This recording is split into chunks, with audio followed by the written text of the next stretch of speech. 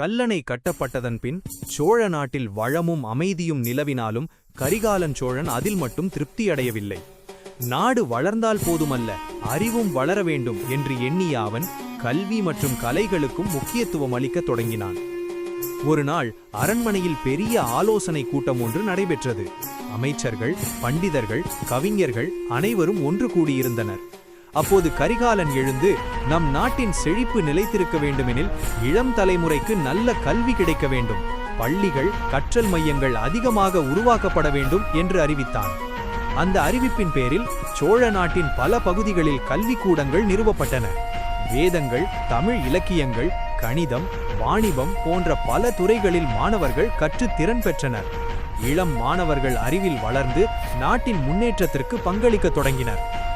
இதற்கிடையில் கடற்கரை பகுதிகளில் வாணிபமும் வேகமாக வளர்ந்தது.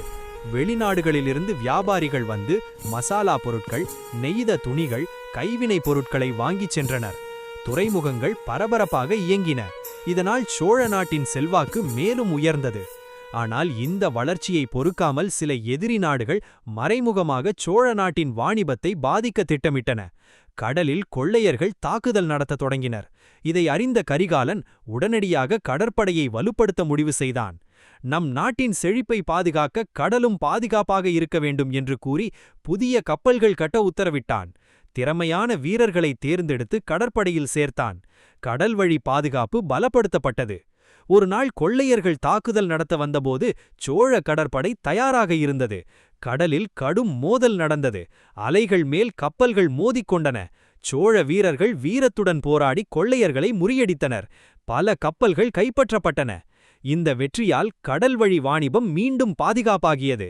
வெளிநாடு வியாபாரிகள் நிம்மதியாக வர்த்தகம் செய்ய தொடங்கினர். சோழ நாட்டின் செல்வாக்கு கடலுக்கு அப்பாற்பட்ட நாடுகளிலும் பரவியது.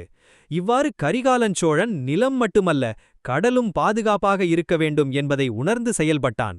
கல்வி, வாணிபம், பாதுகாப்பு ஆகிய மூன்றிலும் சமநிலை ஏற்படுத்தி தனது ஆட்சியை மேலும் வலுப்படுத்தினான்.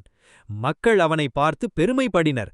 எங்கள் அரசன் எங்களை மட்டும் காக்கவில்லை, எங்கள் எதிர்காலத்தையும் பாதுகாக்கிறார் என்று அவர்கள் கூறினர். இதனால் கரிகாலன் சோழனின் ஆட்சி மேலும் சிறப்புற்றது. அவனது பெயர் காலத்தை கடந்தும் வாழும் ஒரு மகத்தான